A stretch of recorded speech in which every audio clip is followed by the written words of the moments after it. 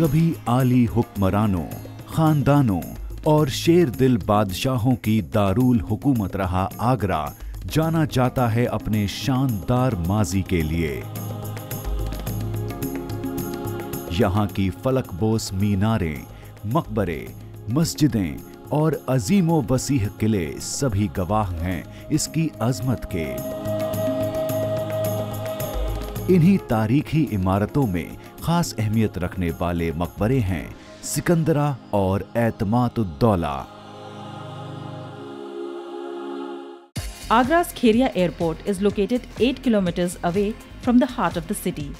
Agra is connected to Varanasi, Delhi and Khajuraho by air. There are 4 railway stations in Agra: Agra Cant, Raja Ki Mandi, Agra Fort and Eidgah Junction. The city is well connected by train services to all the important cities in India. There are many superfast express trains connecting Delhi, Mumbai and Kolkata to Agra. Agra is connected by road to Delhi, Lucknow and Kanpur. There are many chartered tourist deluxe bus services from Delhi to Agra. The distance between Delhi to Agra is 77 kilometers and costs about ₹150 by UP SRTC buses. सदियों तक हिंदुस्तान की जमीन पर हुकूमत करने वाली मुगलिया सल्तनत एक ऐसी सल्तनत थी जिसने कभी यह एहसास नहीं होने दिया कि वो कहीं और से हिंद आए हैं। मुगल बादशाह अकबर को तारीख एक ऐसे हुक्मरान के रूप में जानती है जिसने 3 अलग अलग मजहबों को एक साथ जोड़ने की कोशिश की।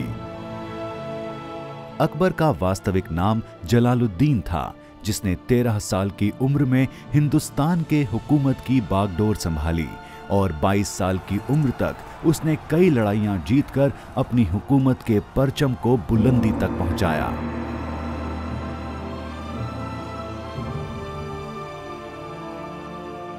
पढ़ा लिखा न होने के बावजूद अकबर में वो सलाहियत मौजूद थी जिसकी वजह से अकबर का हुकूमती दौर मुगलिया शासनकाल का सुनहरा दौर माना जाता है।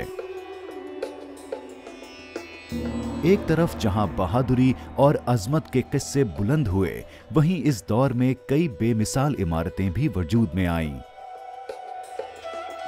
हिंदुस्तान के दामन में आज जितनी भी तारीखी इमारतें मौजूद हैं, उनमें से ज्यादातर देन है मुगलिया दौर की। औरंगजेब को छोड़कर सभी मुगल बादशाहों ने अपने दौर में खूबसूरत महल, किले, बाग और मकबरों के जरिए हिंदुस्तान की जमीन को खूबसूरत बनाया। अकबर न सिर्फ एक ज़हीन हुक्मरान था, बल्कि परंपरा को वास्तुकला के जरिए जिंदा रखने की कला भी उसमें मौजूद थी। कला से बेपनाह मोहब्बत करने वाले अकबर ने कई ऐसी इमारतों की तामीर करवाई जिसे देखकर आज भी लोग हैरान रह जाते हैं। आगरा के सिकंदरा में बना अकबर का यह मकबरा सबूत है अकबर के कला प्रेम का। इस मकबरे को कहां और कैसे बनवाया जाए, इन सभी नुक्तों को अकबर ने जीते जी ही तय कर दिया था, जिसे बाद में उसके बेटे जहांगीर ने मुकम्मल करवाया। बादशाहों ने और हुक्मरानों ने हमेशा अपने मकबरों की तामीर पे ध्यान रखा है, और जो जितना ग्रैंड अपने आप को समझता है, उतना ही ग्रैंड उसका फ्यूनररी आर्किटेक्चर का कॉन्सेप्ट होता है। मुग़लों की जो सबसे पहली और सबसे खूबसूरत फ्यूनररी आर्किटेक्चर की इमारत है वो हुमायूंस टूम्ब है। इसी तरह से एक दूसरा बड़ा टूम्ब है जो अकबर का है सिकंदरा में, लेकिन दोनों मकबरों में बहुत फ़र्क है। दिल्ली से आगरा सड़क के रास्ते पहुंचने पर यह मकबरा दूर से ही नजर आता है।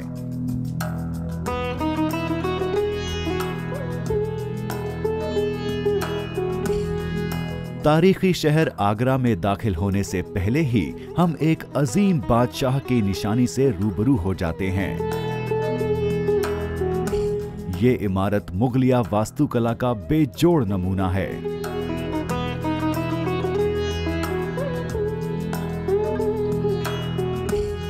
तारीखी इबारतों के मुताबिक अकबर की मौत के बाद 1605 से 1613 के बीच जहांगीर ने मकबरे को एक मुकम्मल शक्ल दी। हालांकि सब कुछ पहले से ही तय था। अकबर का ख्वाब कहा जाने वाला ये मकबरा तमाम वास्तुकलाओं का मजमून है।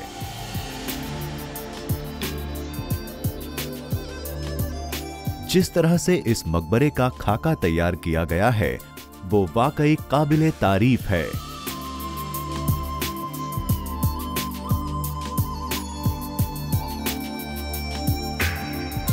चार बाग की तर्ज पर मकबरे के चारों तरफ सब्ज बाग बनाए गए हैं और इस्लामी आर्किटेक्चर से मुतासिर होकर दरो दीवार पर कुरान की आयतें उकेरी गई हैं।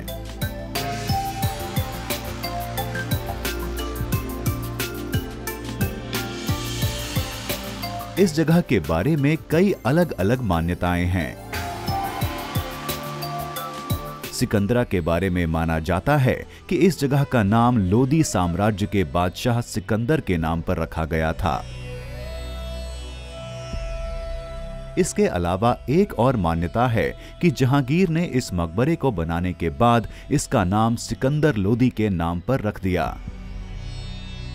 बहरहाल जो भी हो, आज दुनिया इस मकबरे को सिकंदरा के नाम से जानती है। ये मकबरा मजहबी यकजहती का नायाब नमूना है। I think the Mughal architecture is just so beautiful for the symmetry of the buildings. Everything is very symmetrical and the quality of the workmanship is just incredible. I think it's as good as anything in the world. Akbar himself planned his own tomb and selected a suitable site at Sikandra. After his death, Akbar's son Jahangir completed the construction in 1605 to 1613.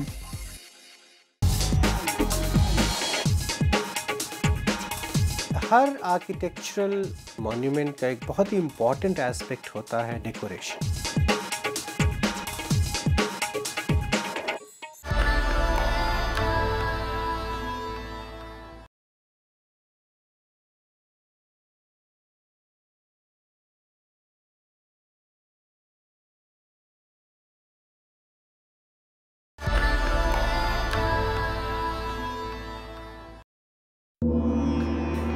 तारीख से पता चलता है कि जहांगीर ने इसकी मूल योजना में कई परिवर्तन किए थे।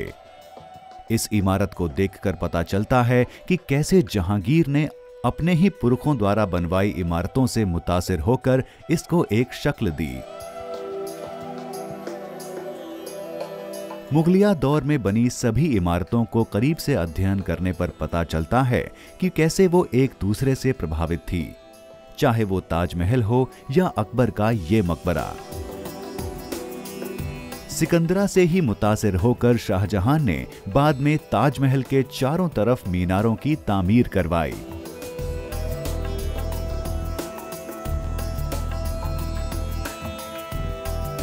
यानी जैसे जैसे मुगलिया इमारतें बनती गईं, वैसे वैसे उसके बाद की इमारतें उन्हीं से मुतासिर होती चली गईं।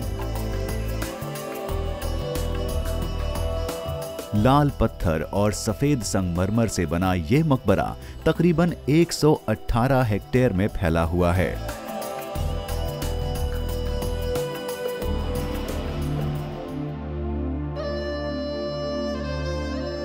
मुख्य दरवाजे के चारों कोनों पर 3 मंजिला मीनारें हैं। ये मीनारें संगमरमर से बनी हुई हैं, जबकि मुख्य दरवाजा लाल पत्थर से बनाया गया है, जिस पर संगमरमर और रंगीन पत्थरों का खूबसूरत काम है। दरवाजे पर पत्थर को तराश कर लिखी गई कुरान की आयतें इसकी खूबसूरती को 2 बाला कर देती हैं।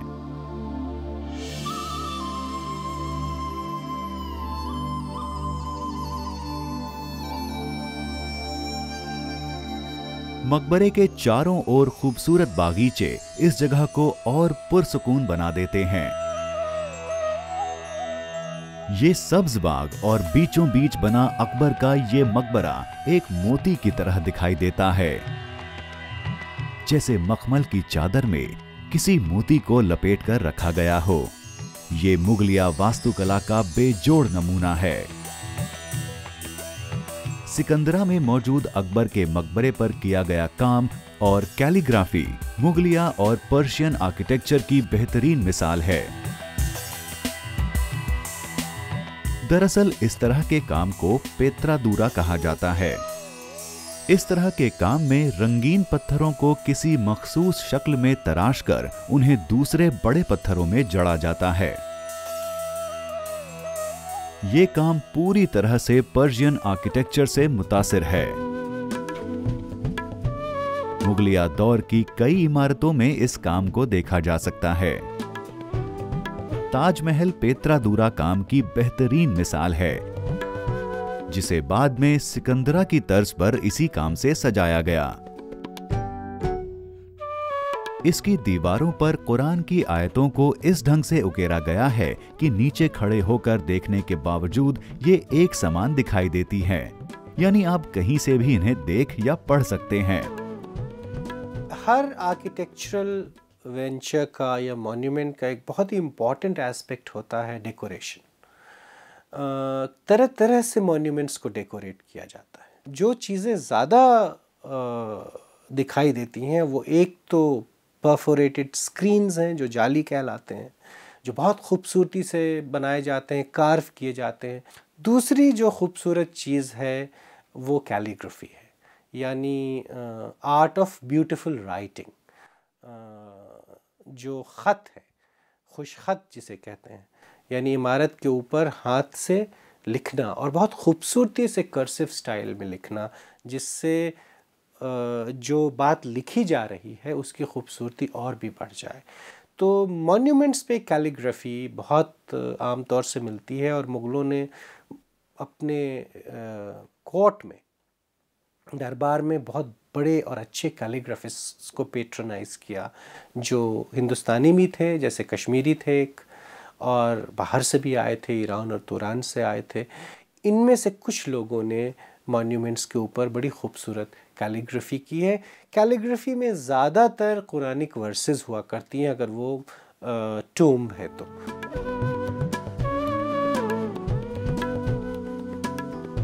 जालियों का इस्तेमाल भी बड़ी खूबसूरती से किया गया है इस मकबरे में। कहीं लाल पत्थर तो कहीं सफेद संगमरमर को तराश कर बनाई गई जालियों का भरपूर इस्तेमाल यहां देखने को मिलता है। मुगलिया दौर की इमारतों में ये रोशनी और हवा का मुख्य जरिया हुआ करती थीं। मुगल हुकूमत के दौरान बनी ज्यादातर इमारतों में गुंबद का इस्तेमाल अक्सर देखने को मिलता है, लेकिन इस मकबरे ने इस बात को काफी हद तक गलत साबित किया है। यानी परंपरागत वास्तुकला के विपरीत यहाँ छतरियों का भरपूर इस्तेमाल किया गया है, चाहे वो मुख्य दरवाजा हो या मकबरे की इमारत। छतरियां इस मकबरे में हर जगह देखी जा सकती हैं। मकबरे के मुख्य दरवाजे पर 4 मीनारों के अलावा 4 गुंबदनुमा छतरियां इस दरवाजे की शोभा को और बढ़ाती हैं।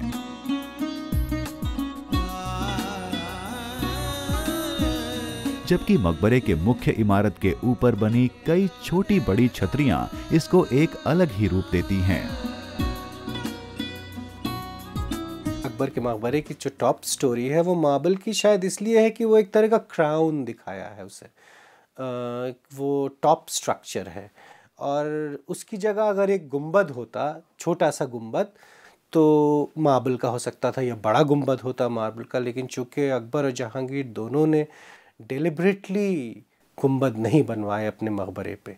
जहांगीर का भी मकबरा जो शाहदरा में बना हुआ है वो भी बग़ैर गुंबद का है। सिर्फ 2 ऐसे मकबरे हैं मुग़लिया हुक्मरानों के जिसमें गुंबद नहीं है, अकबर का और जहांगीर का।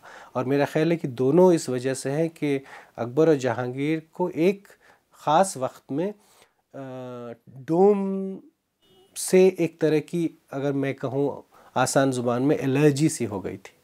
उन्हें लगा कि डोम एक ख़ास मज़हब की निशानदेही करता है और नुमाइंदगी करता है। तो अगर आप अपनी हुक्मरानी को एक ऐसा तसव्वुर पेश कर रहे हैं जिसमें किसी ख़ास मज़हब की छाप नहीं है, तो आप अपना फ्यूनररी आर्किटेक्चर उसी तरह से प्लान करेंगे। और यही वजह है कि उसमें डोम नहीं है, बल्कि एक बिल्कुल ही नया कहीं नहीं दिखता है इस तरह की चीज़ है। और मेरा ख्याल है कि वो एक जिसे क्राउनिंग ग्लोरी कहते हैं वो उसके फॉर्म में है वाइट मार्बल में, और बिल्कुल सही कहा जा सकता है कि ये खूबसूरती के लिए बनाया गया। Akbar was born on 14th October 1542 at the Rajput fortress of Umerkot, where Emperor Humayun and his recently wedded wife Hamida Banu Begum were taking refuge. At birth, Akbar was named Badruddin.